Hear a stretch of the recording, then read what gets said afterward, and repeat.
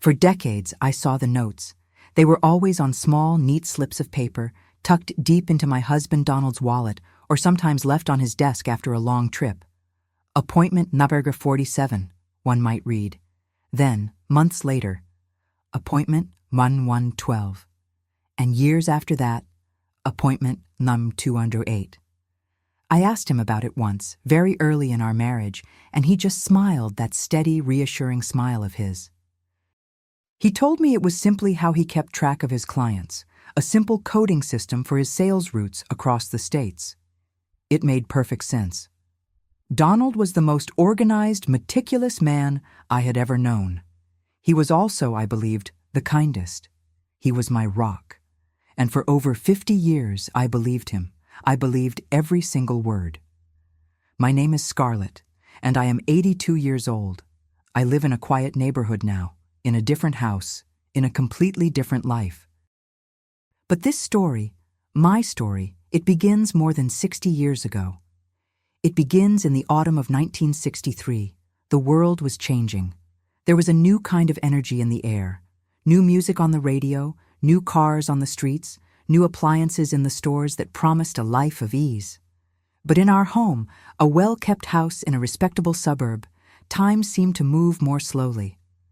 I had been married to Donald for nearly 3 years by then. I met him in the early 60s, just as I was finishing school, a time when everyone just wanted to build something decent and quiet. He wasn't a man who dazzled you with words or grand gestures. He was a man of routines. He worked in regional sales for a large manufacturing company. It was a good job, a solid job, but it meant he traveled. 3, sometimes 4 days a week, he was on the road. I accepted this as fact. It was what men did. They provided. We, the wives, managed the home. Our marriage was, I would have said, a success. It was built on a foundation of mutual respect and quiet companionship. But if I am truly honest with myself, all these years later, I must admit it was also cold. It was a polite, educated existence, but it was cold, like the bathroom tiles on a winter morning. We didn't talk much. He would tell me about the stores he visited, the orders he secured. I would tell him about the house, the garden club, the children's school progress. It was an ordinary life, as predictable as the seasons. His traveling was just part of that routine. And with his traveling came his meticulous, almost obsessive need for organization. Donald lived by his ledgers and his schedules. He was a man who believed in order.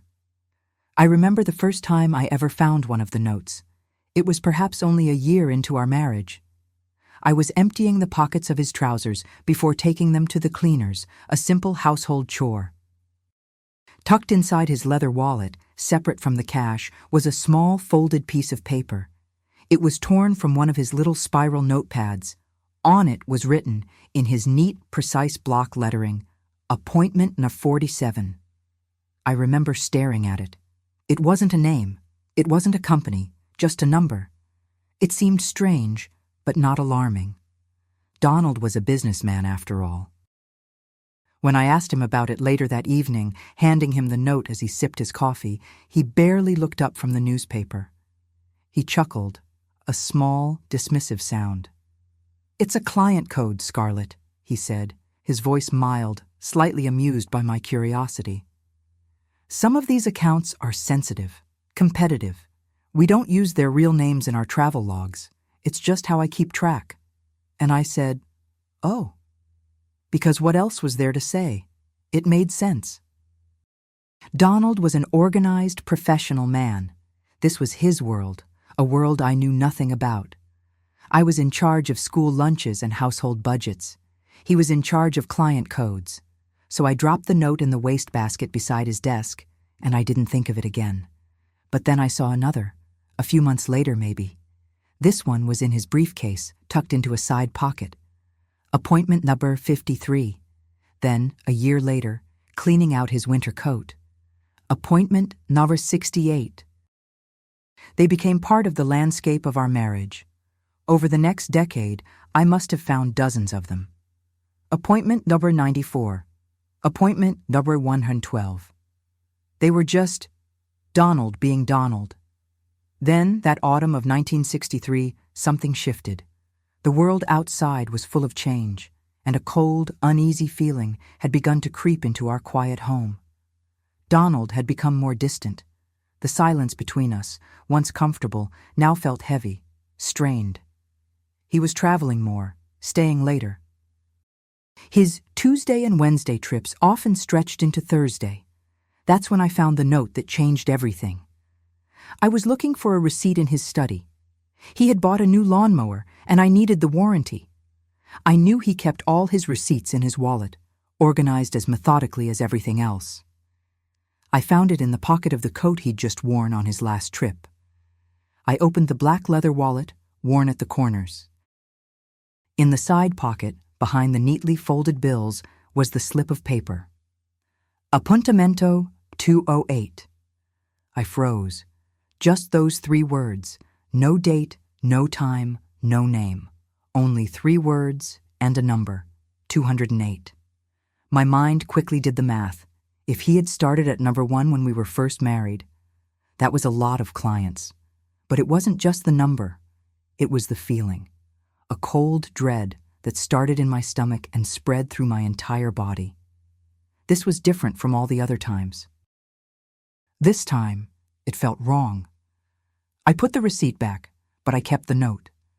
I slipped it into the pocket of my house dress, my hand trembling.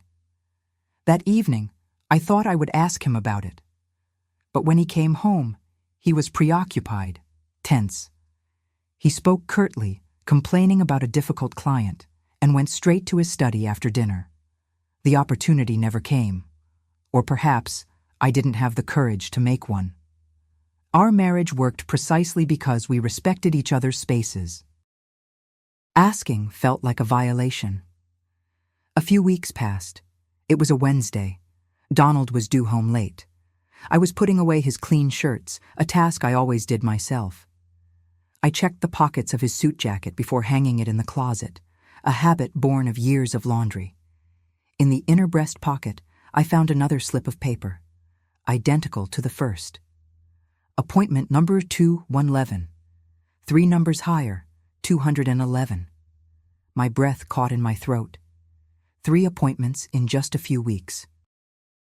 A strange, prickling sensation ran up the back of my neck. This wasn't normal. Businessmen used day planners, not mysterious, numbered slips of paper. That night when Donald came home, I watched him. I studied him as if seeing him for the first time. He looked the same as always. He apologized for being late, mentioned a problem at the warehouse, and ate the dinner I had kept warm for him. He asked about my afternoon, nodded vaguely at my answers, and then retreated to his study. Nothing in his behavior betrayed a secret, and yet that number, Number 211, kept buzzing in my head like a trapped fly. The next morning, after he left for work, I went to his study. I felt like a criminal, but I couldn't stop myself. I checked his wallet. No note. I checked his briefcase. Nothing. But 2 Wednesdays later, there it was, left on his desk blotter. Appointment number 212. And 3 weeks after that, in the pocket of his overcoat, number 213, I started a diary. It was a little lockable book, the kind a teenage girl would keep, and I hid it at the bottom of my sewing basket. I wrote down the date, the number of the appointment, and Donald's behavior on those days. A pattern emerged almost immediately. The notes always appeared just before, or just after, his Wednesday trips, the days he always came home late. My curiosity was turning into an obsession. Who was my husband meeting? Why did he number them? And why, after all these years, did it suddenly feel so terrifying? One evening in February, I gathered all the courage I had. Donald was in his study, the door slightly ajar. I knocked softly. "Can I come in?" He looked up from his papers, surprised. I rarely disturbed him when he was working. "Of course, Scarlett. Is something wrong?" I sat in the chair opposite his desk, twisting my wedding ring on my finger. "I was just wondering about your Wednesday meetings. They seem so important. You always come home so late."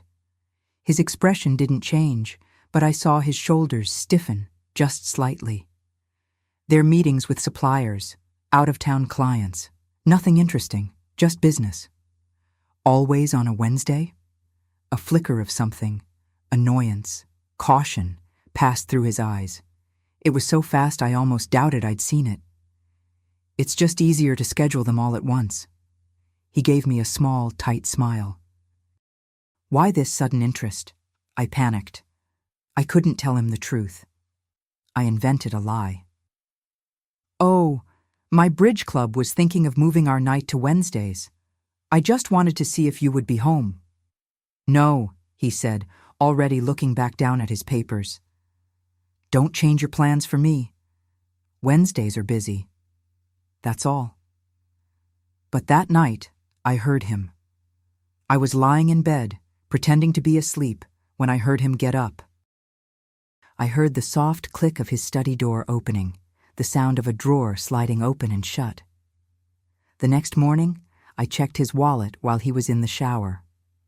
The note for DUP 213 was gone. From that day on, Donald became more careful. He never left his wallet on the dresser. His briefcase was no longer left in the hall, but was taken straight to his study, which he now kept locked. The notes stopped appearing, but my curiosity, my fear, was now a raging fire. He knew.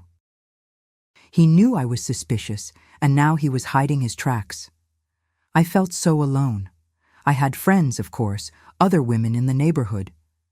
But this was not the kind of thing you discussed over coffee. This was a dark, private shame. What if I was wrong? What if it truly was just business and I was becoming a paranoid, hysterical wife? I had no one to talk to. Until my sister came. In March, my younger sister Brenda came to stay for a week. Brenda was 5 years younger than me and a world apart. Where I was quiet and content with routine, Brenda was spirited and bold. She lived in the city, had a job at a magazine, and wasn't married. She had a freedom that I had long since forgotten. We had been close as girls, and that afternoon while Donald was at work, I broke down. I told her everything, the notes, the numbers, the way they had started appearing so frequently, the coldness in Donald, the confrontation, the locked study, the feeling of being watched in my own home. Brenda listened, her expression growing harder with every word. When I finished, she didn't coddle me. She didn't say I was imagining things. She just looked at me, her eyes flashing. "You have to follow him," she said simply. I was shocked. Follow him? Like a private detective? Brenda, he's my husband. And so what? She said, standing up and pacing the kitchen. If he has nothing to hide, then there's no problem. You'll follow him, he'll go to a boring business meeting, and you'll come home and feel relieved. But if these appointments are something else, wouldn't you rather know the truth? I thought about the possibilities. An affair? That was the most obvious answer. But why number the meetings? Why number 2113? It felt too methodical, too organized, too cold. It didn't feel like passion. It felt like accounting. I don't know if I have the courage, I whispered. Brenda came over and took my hands. Her hands were warm and strong. You don't have to do it alone, she said. I'll stay. I'll stay until next Wednesday. We'll do it together. I looked at her, and for the first time in months, I didn't feel crazy. I felt a spark of something else. Fear, yes, a terrible, cold fear. But underneath it, there was a flicker of adrenaline. For the first time in my predictable, orderly life, I was about to do something completely unpredictable. I took a deep breath. All right, I decided, my voice barely a whisper. We'll follow him. The next Wednesday arrived with a cold, gray sky that matched the dread in my stomach. Brenda, acting as if it were the most normal thing in the world, had arranged for us to go shopping downtown. We told Donald we were going to look at new spring coats. He just nodded, kissed my cheek, and said, Have a nice time, dear." His kiss was dry, like old paper. We left the house 10 minutes after him, my heart hammering against my ribs so hard I was afraid he might hear it from down the street. We kept our distance, two housewives on a stroll. Donald walked to the bus stop, just as he always did. We watched him get on the bus heading downtown, and we got on the next one, 3 minutes behind. "This is insane," I whispered to Brenda, my hands clenched in my lap. "He's going to see us." "He won't," Brenda said, her voice calm. "He's a man of routine. Men like that don't look over their shoulders. They don't expect their quiet little wives to bite back." She was right. When we got off the bus, we saw him walking briskly, heading not toward the office buildings, but toward Central Station. My stomach twisted. Why would he go to the train station? We followed him inside, a massive hall full of echoing footsteps and announcements. Brenda grabbed my arm. "Stay back, let me look." She moved ahead, blending into the crowd near the ticket counters, while I pretended to study a departure board, my insides trembling. She came back a minute later, her face grim. "He bought a ticket to Oakhaven," she said. "Oakhaven," I repeated, confused. Oakhaven was a town about an hour north, up the Hudson River. It was known for its enormous old money estates, places hidden behind high stone walls. It wasn't a place for sales meetings. "We have to go," Brenda said, pulling me toward the counter. "Brenda, no! We can't get on a train. What if he sees us? This is madness." "What's more mad, Scarlett?" she whispered fiercely. "Going home and wondering for the rest of your life, or finding out what that man is doing?" Before I could answer, she had bought 2 round-trip tickets. We hurried onto the platform just as the train was blowing its final whistle. We slipped into the last car, my face hidden by a scarf. Donald, as I saw through the window, was 3 cars ahead, settling into his seat, already opening his newspaper. The train ride was the longest hour of my life. I stared out the window at the passing towns, my mind racing. Every time the conductor walked through the car, I jumped, expecting it to be Donald, demanding to know what I was doing. But he never appeared. He just sat up ahead, reading his paper, the very picture of a commuting businessman. When the train pulled into the small, pristine Oakhaven station, we hung back, letting him get off first. He walked directly to the taxi stand. We watched him get into the first cab and drive off. Brenda and I ran to the second one. "Follow that taxi," Brenda told the driver, sounding just like a character in a movie. The driver, a Grue man in a cloth cap, looked at us in the rearview mirror. "You ladies in some kind of trouble?" "My husband," I stammered. "He left his briefcase on the train. We're just trying to catch him." Brenda, meanwhile, pulled a $10 bill from her purse and pushed it through the partition. "Just keep a safe distance," she said. "We don't want to startle him." The driver looked at the money and then at the road. "Your money, ladies." He followed the first taxi out of the small village and onto a winding road that climbed into the hills, overlooking the river. The trees were bare, and the houses we passed were not houses at all. They were mansions, set back hundreds of yards from the road. After about 20 minutes, Donald's taxi slowed and pulled over to a massive, imposing set of wrought iron gates. Our driver stopped the car 100 yards back. We watched as Donald got out, paid his fare, and waited for the taxi to drive away. He looked around, checking the empty road. Then he pulled a key from his pocket, not a house key, but a large, old-fashioned key, and unlocked the heavy gate. He slipped inside, pulling it shut behind him. "Now what?" the driver asked. "Just wait here, please," Brenda said. We got out of the cab, our hearts in our throats. "We have to see," Brenda whispered, pulling me toward the woods that lined the road. We moved carefully, hiding behind the trees, until we were close to the gate. We found a spot behind a thicket of overgrown bushes where we could see the property. My breath caught. It was an enormous stone building, a Gilded Age marvel with turrets and dozens of windows, surrounded by a perfectly kept park. It wasn't a house. It looked like a university or a private club. But what held my gaze was the symbol forged into the center of the iron gates. It was a perfect circle, with 2 lines woven through the center, tying themselves into an endless, intricate knot. I had never seen it before, but I knew with a certainty that chilled me to the bone that this was the answer. We hid there for nearly an hour, shivering in the cold. We were about to give up when other cars began to arrive. Not taxis, but expensive black cars. Men in dark, expensive-looking suits got out, and I recognized them. "Brenda, look," I gasped, grabbing her arm. That's Mr. Harrison, the president of our bank." A few minutes later, another car. "And that's Judge Miller," Brenda whispered, her voice full of shock. "His picture was in the paper. He's overseeing that big city corruption trial." Another car pulled up, a city councilman I recognized from the news. One by one, a dozen of the most powerful men in the city arrived, and one by one they used their own keys to enter the gate. "What is Donald doing with these men?" I whispered, my mind unable to make sense of it. "He's just a salesman." We watched as they walked up the long path to the front door. We were too far away to see clearly, but I could make out that each man, before entering, paused and touched something on the door. A small, strange ritual.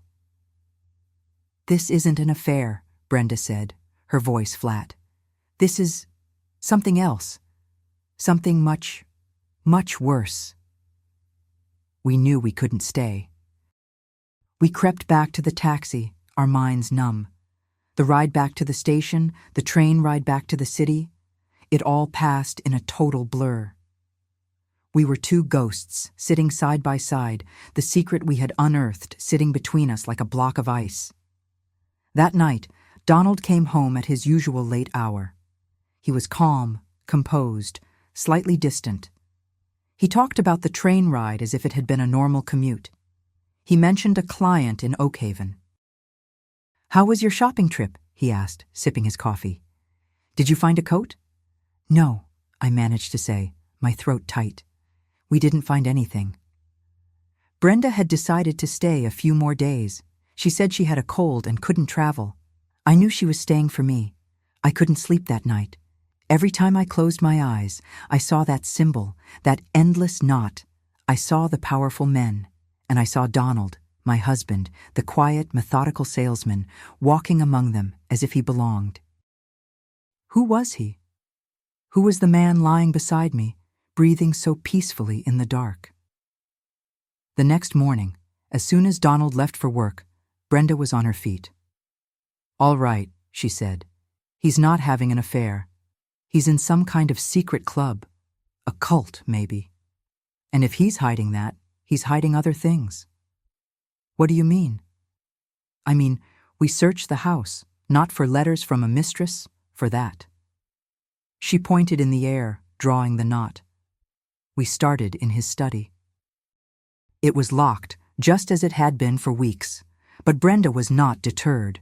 She found a hairpin in her purse, and after 10 minutes of frustrated wiggling, the lock clicked open. We felt a rush of adrenaline, like 2 delinquent girls. The study was immaculate. Ledgers on the shelf, pens in a cup, papers filed. We searched every drawer. Nothing. Just business files, old tax returns, invoices for fabric. It was all dreadfully, perfectly normal. "He's too smart for this," Brenda muttered, frustration in her voice. "He wouldn't leave it here. Where would a man like Donald hide something? Somewhere no one would ever look." We checked everywhere. Under the rugs, taped to the back of the heavy oil paintings in the hall. In the attic, among the old baby clothes. Nothing.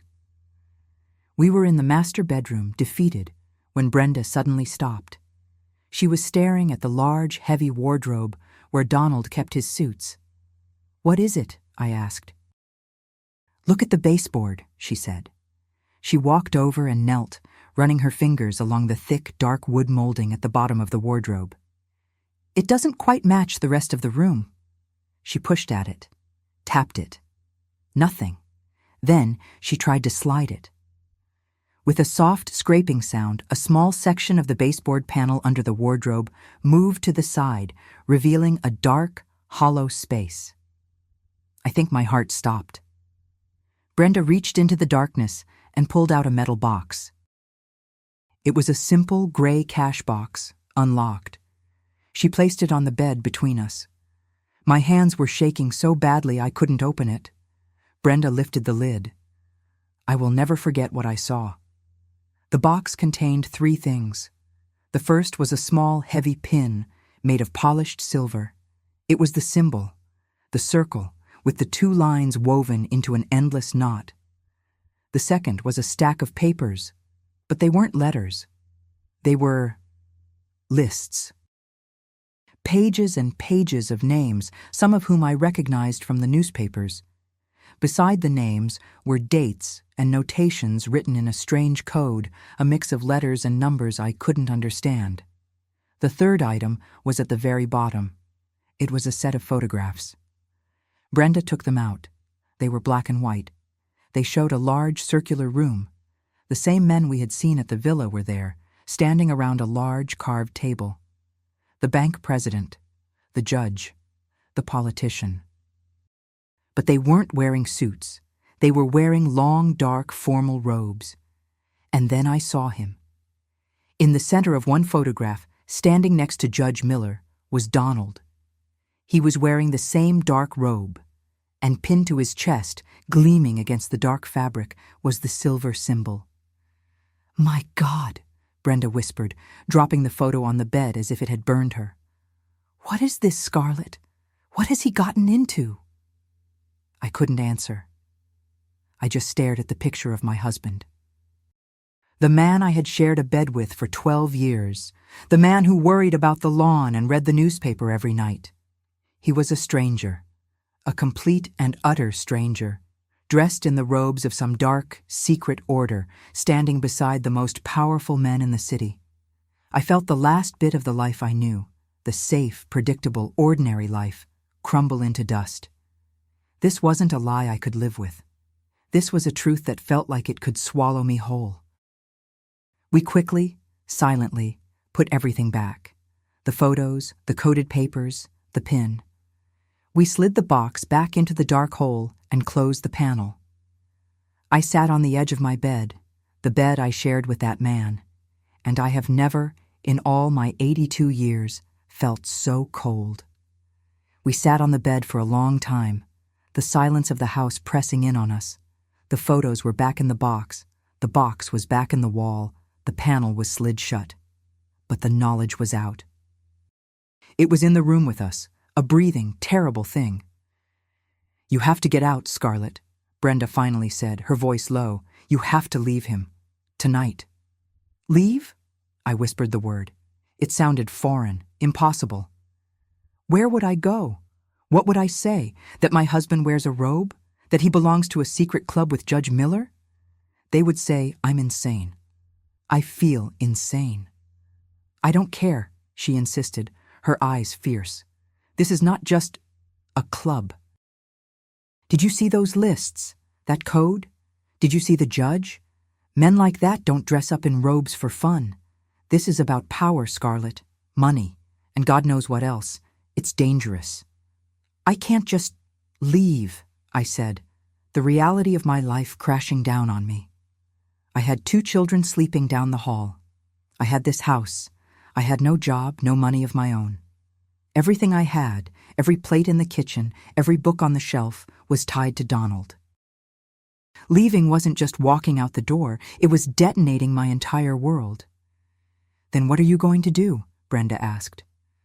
I need to know," I said, the words forming slowly, but with a growing, cold certainty. "I can't leave until I know what it is, what it's called, what they do." Brenda looked at me, and I think she understood that my fear was now being replaced by something else, a cold, hard anger. "All right," she said. "If you won't leave, we find out. I'll go to the city tomorrow. I'll go to the main library. The research division. I'll find out what that symbol means. I'll find out who owns that villa in Oak Haven. You just act normal. Can you do that? Can you act normal around him? I nodded, though I wasn't sure. I have to. That night was the hardest of my life. Donald came home and I smiled. I asked about his day. I served him his dinner. I listened to him talk about the stock market, and all the while I was screaming inside. Every time he looked at me, I flinched, wondering, does he know? Can he see it in my eyes? When he touched my shoulder before bed, a gesture he had made 1,000 times, my skin crawled. I lay beside him in the dark, my body rigid, listening to the steady, calm rhythm of his breathing, and I felt a hatred so profound it scared me. I was lying next to a monster, a stranger in a costume, and he had no idea that I knew. The next day, Brenda went to the city. I spent the day in a fog of terror. I baked cookies with the children. I ironed Donald's shirts, the same shirts he might have worn under that terrible robe. Every car that passed the house made me jump. Every ring of the telephone felt like a threat. Brenda came back late in the afternoon, her face pale but her eyes resolved. She waited until the children were outside playing. Then she pulled me into the kitchen. "I found it," she said, her voice barely a whisper. She spread her notes on the kitchen table. "The villa," she began, "is called the Atreus House. It's registered to a non-profit foundation, the Harmony Institute for Historical Preservation. Sounds perfectly harmless, right? The foundation was established in the 1920s by a group of prominent citizens to promote social excellence and moral philosophy." "Empty words," I said, my mouth dry. "Exactly," Brenda said. "But then I found the symbol." She pointed to a sketch she had made in her notebook, the endless knot. "It took me hours digging through old books on symbology. It's called the Knot of Atreus. It's an ancient symbol, but in this country it was adopted by a group founded in the late 19th century. They called themselves the Fraternity of the Everlasting Knot." "The fraternity?" I repeated. They were a secret society, industrialists, bankers, politicians. The book said they were rumored to be involved in all sorts of things, financial scandals, political corruption, even whispers of darker things.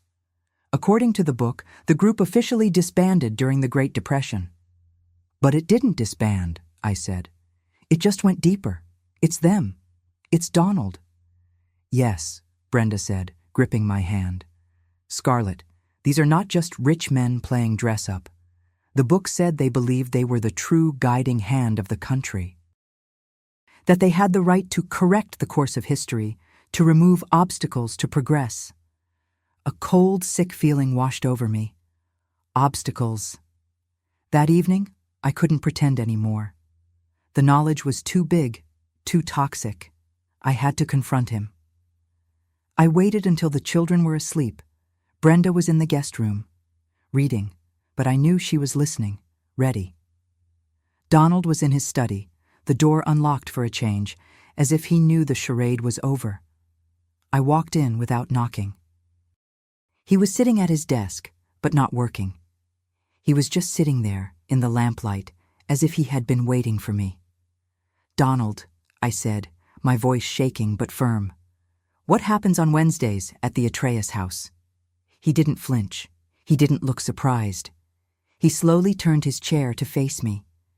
His eyes, usually so distant, were now fixed on mine with a chilling, analytical intensity. "How do you know that name?" His voice was low, controlled. "I followed you."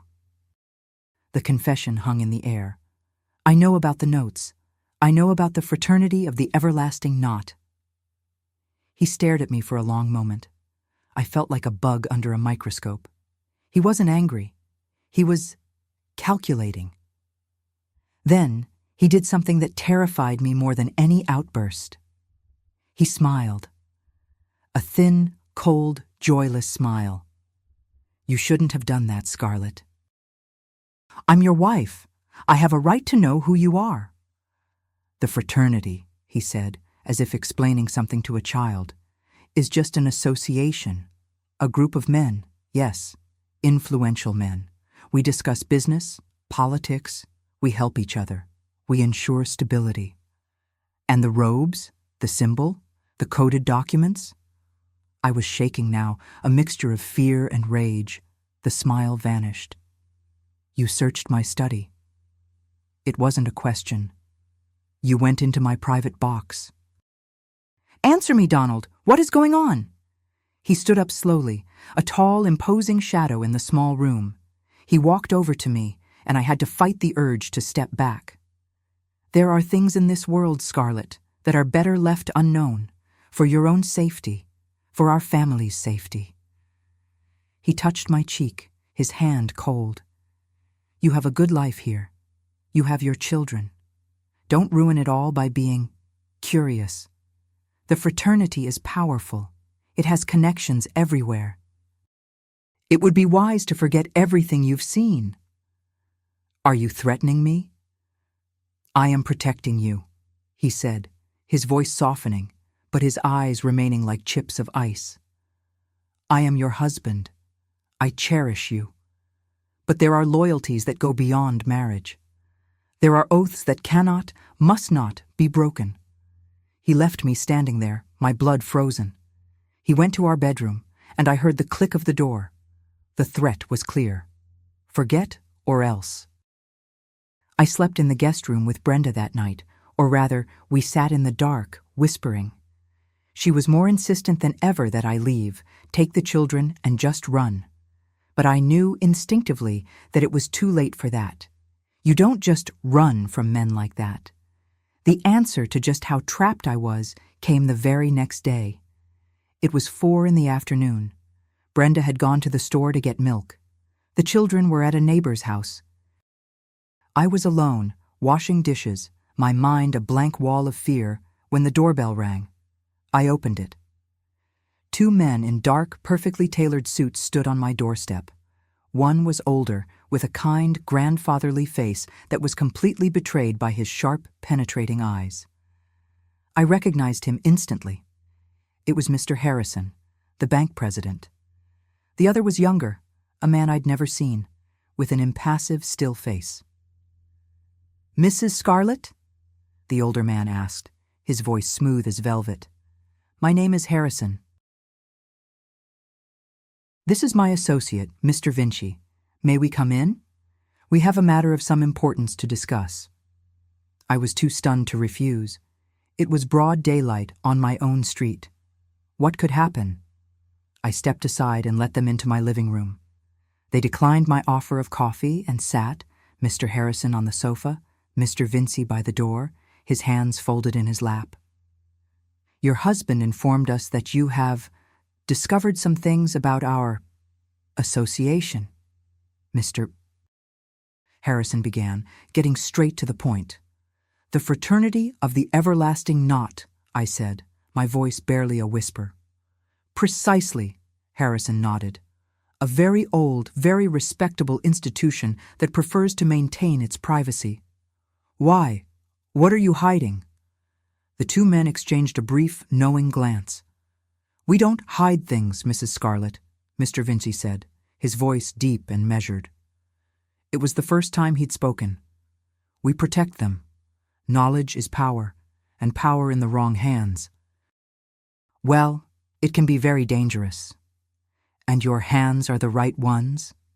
Mr. Harrison smiled, that benevolent, false smile. We serve a greater good. The fraternity has existed for over a century. We have guided events, influenced history from the shadows, always for progress, for order. And my husband, a simple salesman? Your husband is a man of great value. He has qualities we appreciate. But we are not here to talk about Donald. We are here for you. My heart hammered. For me? To ensure you understand the importance of discretion. What you have discovered? It must remain within these walls. No more research, no more discussions with outsiders. He paused, his eyes landing on the guest room door. Not even with your sister. My blood ran cold. They knew about Brenda. They knew about the library. And if I refuse? I tried to sound brave. If I talk? The silence that followed was heavier than any threat. Mr.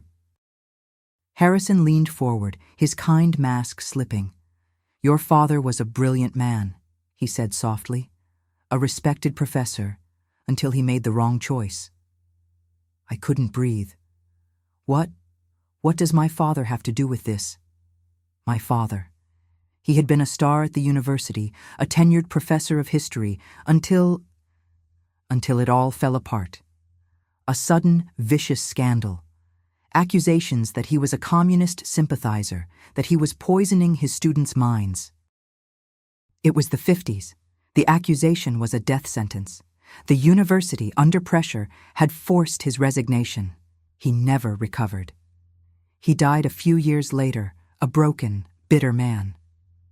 You did that, I whispered, the horrifying realization dawning.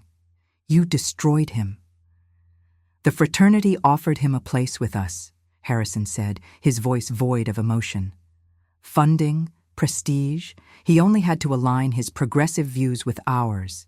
He refused. Worse, he threatened to expose us. It was necessary to dissuade him. You destroyed my father, I said again, the words choking me. We protected the fraternity, Vinci corrected, his voice flat. As we always do. Harrison stood up, smoothing his suit. Donald is one of us, Mrs. Scarlett, a brother, and you are a brother's wife. That role comes with privileges, and it comes with responsibilities. Absolute discretion is one of them. They walked to the door. Mr. Harrison turned, his hand on the knob, that grandfatherly smile back in place. Your sister is returning home soon, isn't she? A word of advice, ensure she does. These city neighborhoods can be unsafe for curious visitors. When the door clicked shut, I stood there, trembling, unable to move. It all made sense now. My father's sudden ruin, my chance meeting with Donald a year later. Our marriage, which had seemed so safe. It wasn't a marriage. It was a transaction. I wasn't a wife. I was a hostage, a guarantee that my broken father would stay silent. My entire life, my home, my children. It was all a lie, built on the ruins of my father's life, and I had never even known it. I was trapped, utterly and completely trapped. When Brenda returned an hour later, she found me sitting in the exact same spot at the kitchen table. I hadn't moved. The house was utterly silent, the late afternoon sun casting long, cold shadows across the floor. She dropped her bag of groceries, the sound of a glass jar shattering on the linoleum, echoing the breaking of my world. Scarlett? What happened? Who was here? She demanded, rushing to my side. I couldn't speak at first. I could only point to the living room, where the ghosts of those men still seemed to linger. I was shaking, a deep internal tremor that started in my bones and wouldn't stop. They know, I finally whispered. Who knows what, honey? Talk to me. They know everything, I said, the words spilling out in a desperate, choked rush. They know about the library. They know about Oakhaven. They know you're here. They threatened you, Brenda. They told me you needed to go home, that the city was unsafe for curious visitors. Brenda's face went white, but her fear was instantly consumed by a white-hot rage. That's it. I'm calling the police. I don't care what you say. This is a direct threat. This is intimidation. This is a crime.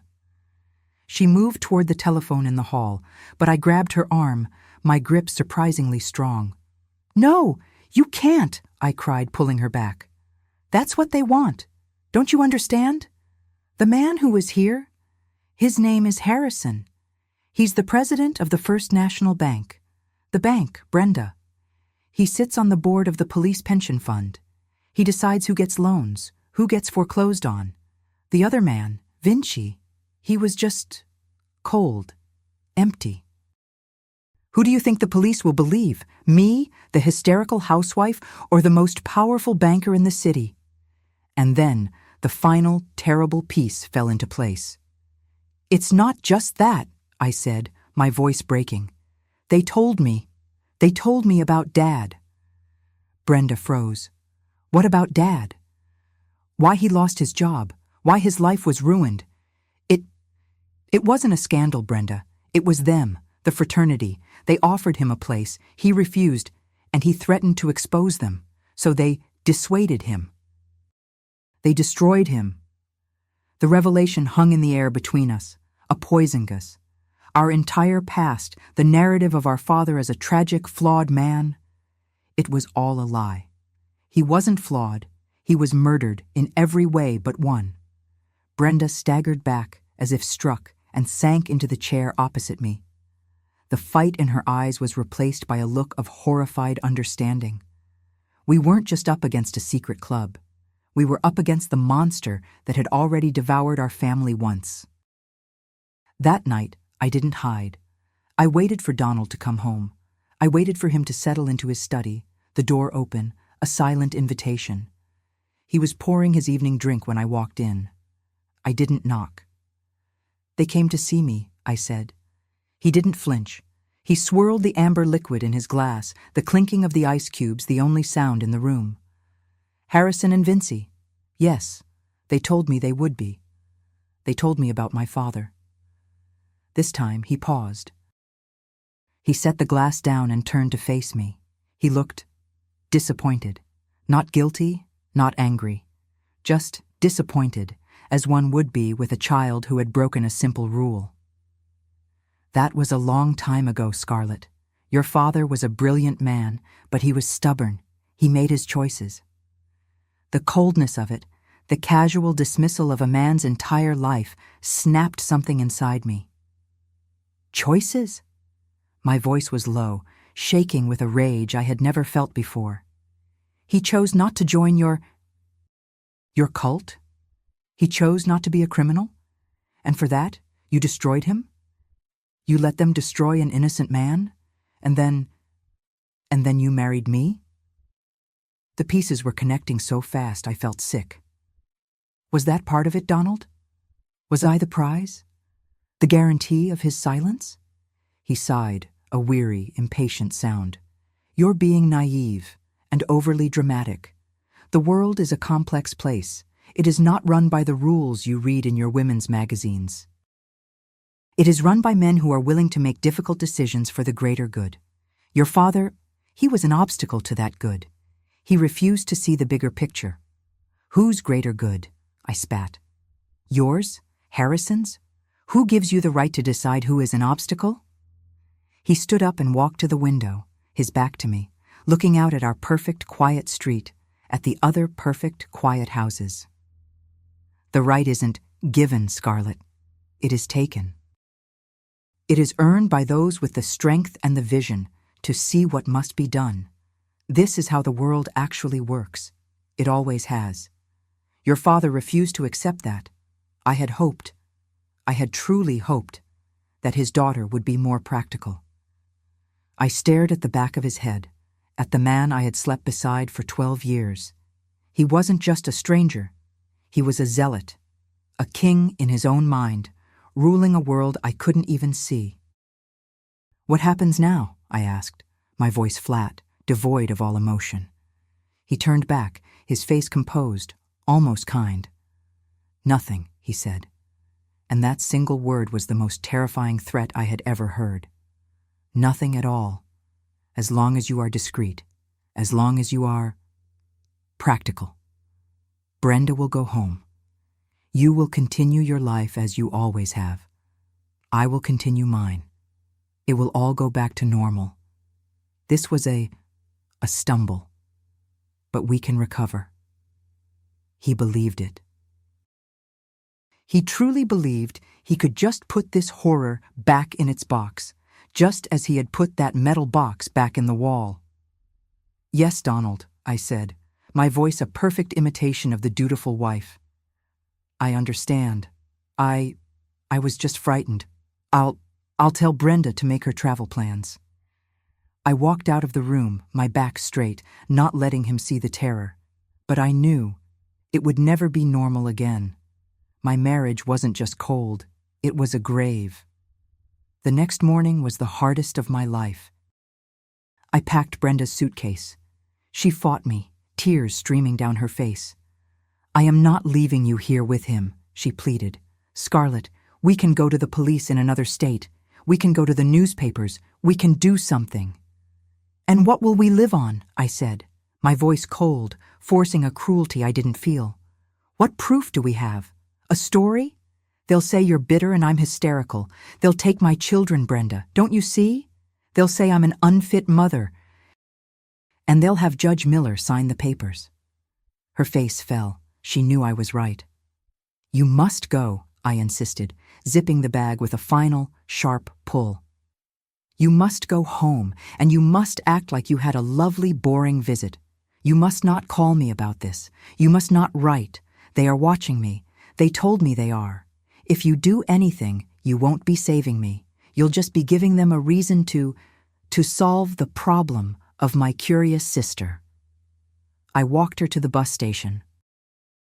We stood on the platform, forcing smiles, making small talk about the weather. I bought her a magazine for the trip. The entire time, I felt the eyes. A man in a dark suit, reading a newspaper on a bench. He never turned the page. When the bus arrived, I hugged her, and it felt like saying goodbye forever. Be safe, I whispered. You too, she whispered back, her voice thick. Don't let them win. She got on the bus. I stood there, waving, smiling, the perfect wife, until the bus turned the corner and disappeared. As soon as it was gone, my smile crumbled. I felt the last bit of my strength, my last ally, drain away. I turned and walked home, utterly, completely alone, the man with the newspaper folding it under his arm and following at a distance. And so my imprisonment began. Donald's demeanor changed. He became suffocatingly attentive. You look tired, dear. Let me get that for you. I'll be driving past the grocer's. Just give me your list. There's no need for you to go out in this weather. The garden club? Are you sure you feel up to it? You've seemed so strained. He was my jailer, and his kindness was the bars. My world shrank to the four walls of that house. When I did go to the market, the gray car was always there, parked across the street. The same impassive man behind the wheel. He wasn't hiding. He wanted to be seen. One day I tried to call Brenda just to hear her voice. I picked up the receiver, and before I could even dial, I heard the faint click of the line being picked up in Donald's study. I froze. Hello? I said. Silence.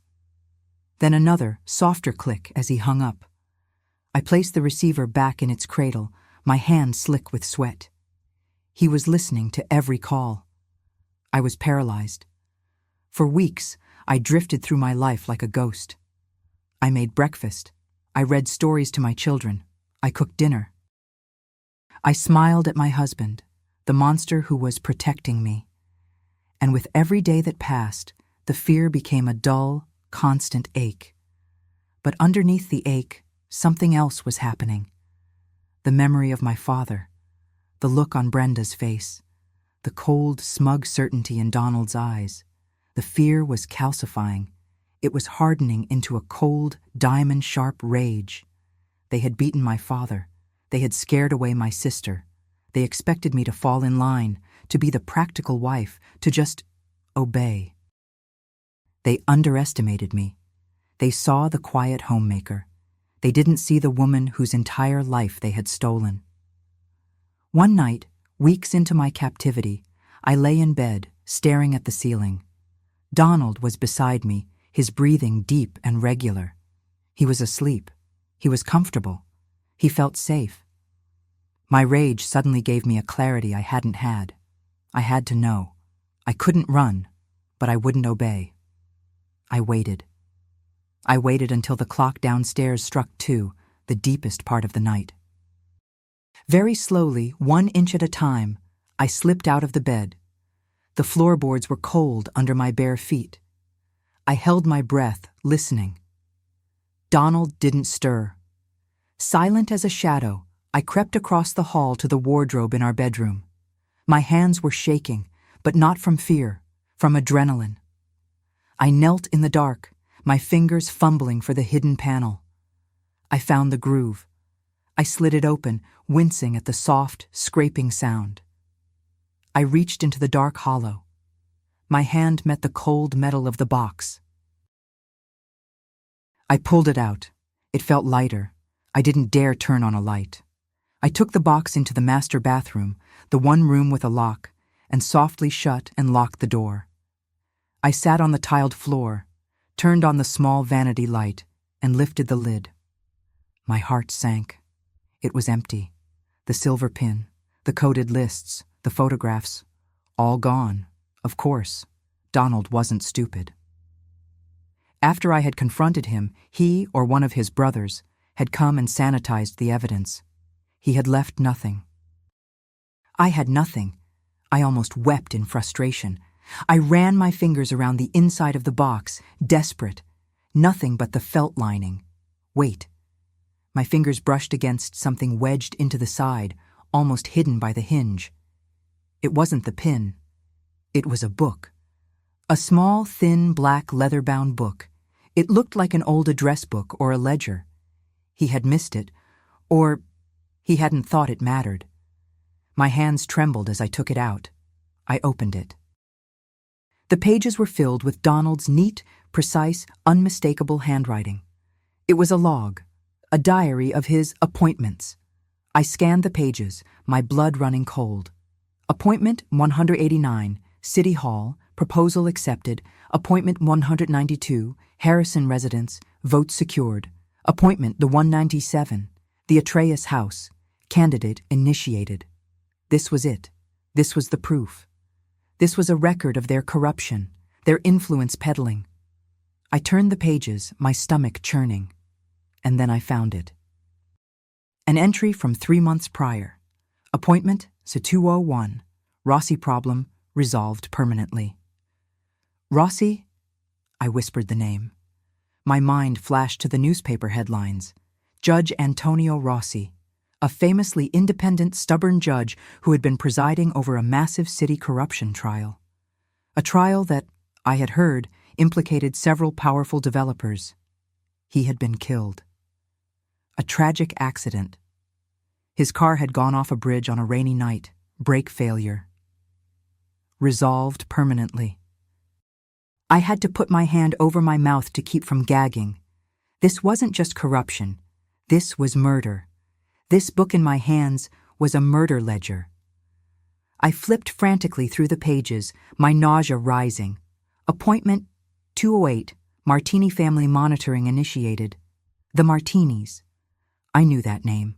An old family who owned a large tract of land just outside the city.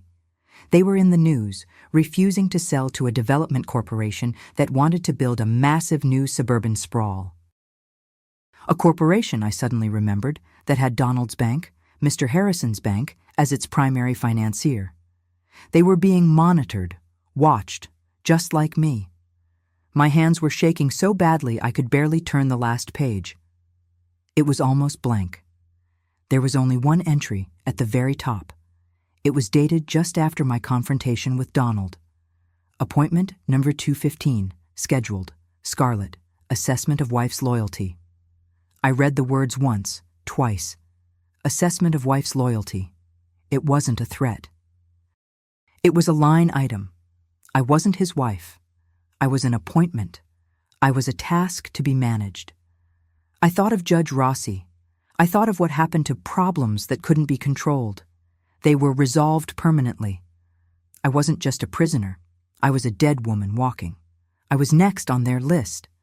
I stood on the cold bathroom tiles, the little black book clutched in my hand. Appointment number 215, Scarlett. Assessment of wife's loyalty. The words echoed in the silent house. This wasn't a threat. This was an agenda item. I wasn't his wife. I was a task to be managed, a potential problem to be resolved permanently, just like Judge Rossi. The blood drained from my face, and for a second the room tilted. I was going to be sick. But then the terror was replaced by something else, a cold, sharp, animal clarity. They were going to act.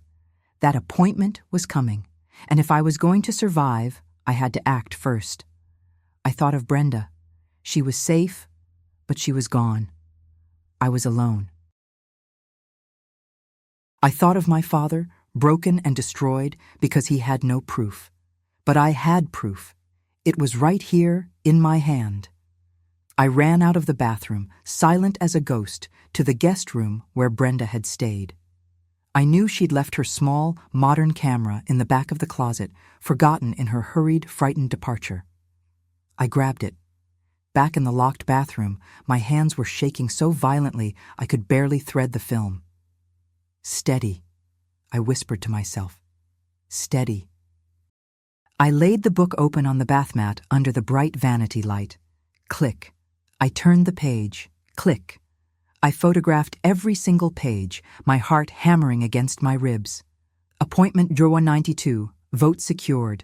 Click. Appointment de 201, Rossi problem resolved permanently. Click. And finally, appointment Sagun 215, Scarlet. Click. I had just finished the last page when I heard it, a sound from the bedroom, a floorboard creaking. Donald was awake. I fumbled with the camera, rewinding the film.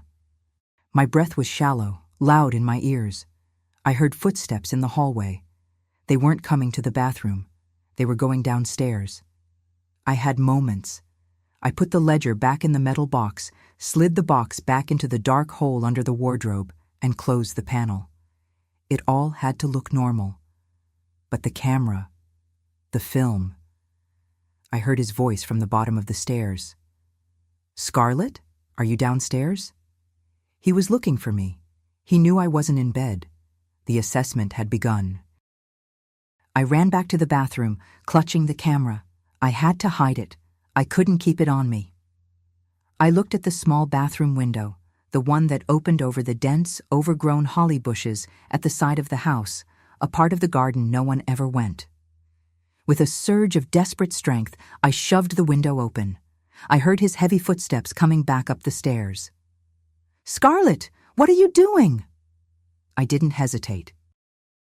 I threw the camera with all my might into the center of the dark, thorny bushes.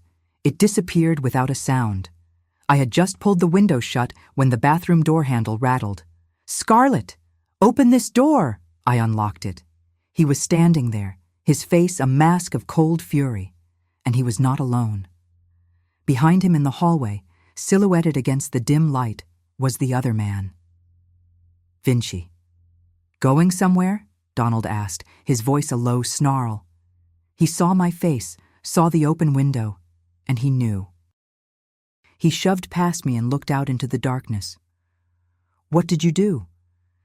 It's over, Donald, I said, my voice shaking but clear. I know everything.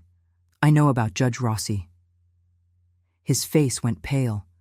He turned to Vinci, a look of pure panic. Vinci, however, remained perfectly calm. He stepped into the bathroom, his eyes taking in the scene. No, Mrs. Scarlet, Vinci said, his voice smooth and cold as river stone. It is not over. It is just beginning. He looked at Donald. She has failed the assessment. You were right to be concerned. Take her, Donald said, his voice hard, all pretense of the husband gone. They grabbed me. I didn't scream. What was the point? They were my husband's brothers. They were the judge, the banker, the police. Who would come? They dragged me down the stairs, my feet barely touching the steps. They didn't let me get my shoes. They didn't let me get my coat. My children, I pleaded, my voice breaking as we passed their closed doors. My children, please. Your children will be fine, Donald said, pulling on his own overcoat, not even looking at me. They'll be told their mother had a breakdown, that she had to be taken away for her own good.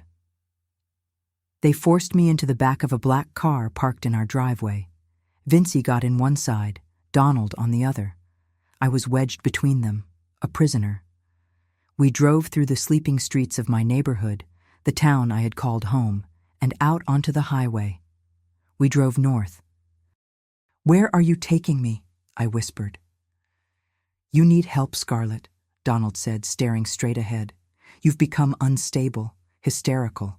You're imagining things. We're taking you to a place where you can get rest." "To the Atreus house," I said. It wasn't a question. Vincey turned his head and looked at me. A small, cold smile touched his lips. "You are a very curious woman." We arrived in Oakhaven as the sun was beginning to stain the sky a sick, grayish pink. The iron gates were opened by a silent groundskeeper. They took me into the massive, opulent house. It was silent as a tomb. They didn't take me to the grand halls. They took me up a narrow back staircase to the third floor, the old servants' quarters. They opened a door to a small, stark room. It had a bed, a chair, and a window with thick iron bars. "You will be comfortable here," Vincey said, "until the doctor from the clinic can see you." "The clinic?" I repeated, the word tasting like ash. Donald stood in the doorway, unable to look me in the eye. "You should have been practical, Scarlett," he said. "You should have just forgotten." Then they left. I heard the heavy click of the lock. I was a prisoner. I was buried alive. I sat on the bed for hours, or maybe it was days. I lost track of time. A silent woman brought a tray with food, but I couldn't eat. I was done. I had failed. The proof was rotting in the bushes, and I was locked away, soon to be taken to a clinic where I would be made peaceful and empty. Late on the second day, the lock clicked. The door opened. It was a woman I had never seen, but I knew who she was. She was older, impeccably dressed, with a face that was beautiful but frozen, as if she hadn't smiled in decades. "You must be Scarlett," she said, her voice like dry leaves. She walked in and sat on the small chair, perfectly poised. "I am Isabella Harrison, Harrison's wife, the bank president's wife. They are coming for you in the morning," she said, not unkindly. "The doctors from the clinic." "What? What is it?" I whispered. Isabella looked at the barred window. "It is a place of quiet. They use treatments, medicines. You won't be troubled by these ideas anymore. You won't be troubled by anything. You'll be docile, obedient. You'll be peaceful." Her voice was hollow. "I was like you once. A long time ago, I asked too many questions. I was not practical." You went there?" "Long enough to understand," she said. "Long enough to learn to be practical." She stood up, a ghost in a silk dress. "Why are you telling me this?" She turned at the door, and for a fleeting second, I saw a flicker of the woman she must have been. A fire almost extinguished. "Because you said no. You threw the camera. They think you are a hysterical, broken woman. But I know you're not. They think they've won. They always win." Her hand went to her pocket. "My son," she whispered, her voice cracking for the first time. "He was like my husband, full of vision, but he had a conscience. He asked too many questions. He became an obstacle. He didn't go to the clinic. He had a boating accident. He was my only child." She stepped forward and pressed something cold and metal into my hand. A key. "The gardener's truck," she whispered, her voice urgent. "It's old, but it works. The keys are in it. It's parked behind the main kitchen. Go out the way you came in, the servants' stairs. They are all downstairs, celebrating their new candidate." "But the proof?" I stammered. "The camera?" "I found it," she said, a fierce, bright light in her eyes. I saw where you were looking when they took you. I went out this morning to inspect the gardens. I have it." "What will you do?" "I will mail it to your sister," she said. "I found her address in your husband's desk. Go now, get to her, and never, ever stop fighting."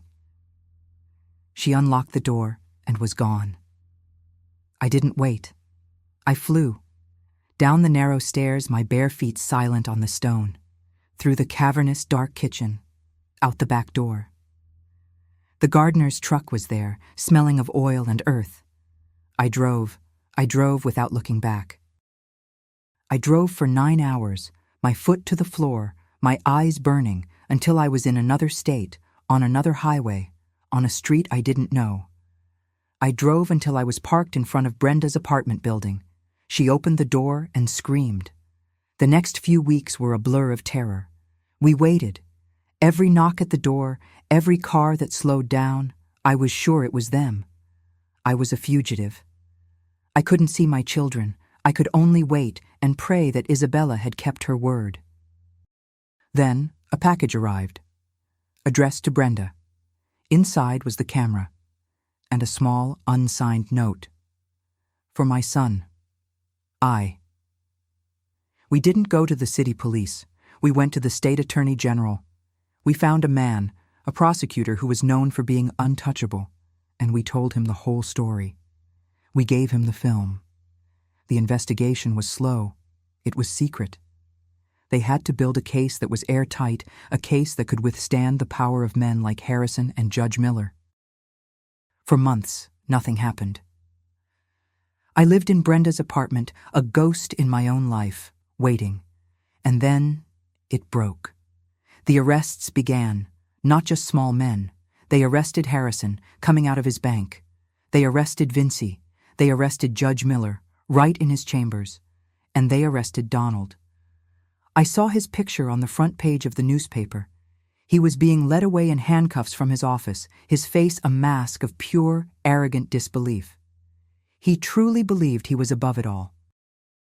He was wrong. My testimony was the key, the ledger, my voice, it was enough.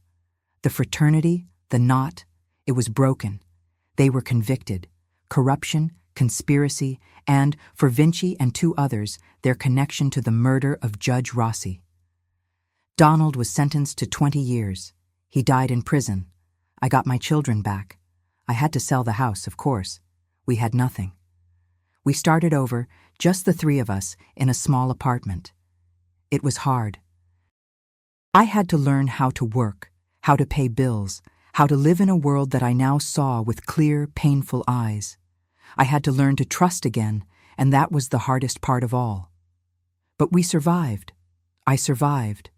I built a new life, a real life, on my own terms. My father, I learned, had not been weak. He had been the strongest man I ever knew. And in the end, so was I. Thank you for listening to me today, for allowing me to share with you this intimate chapter of my life. If my story has touched you, please don't hesitate to leave a like on this video and subscribe to this channel to discover other testimonies like mine. And please share it, because who knows? Maybe someone going through a similar trial right now will find the courage to keep searching, to hope, to believe in the impossible. Tell me in the comments, where are you listening from today? Thank you from the bottom of my heart for listening to me.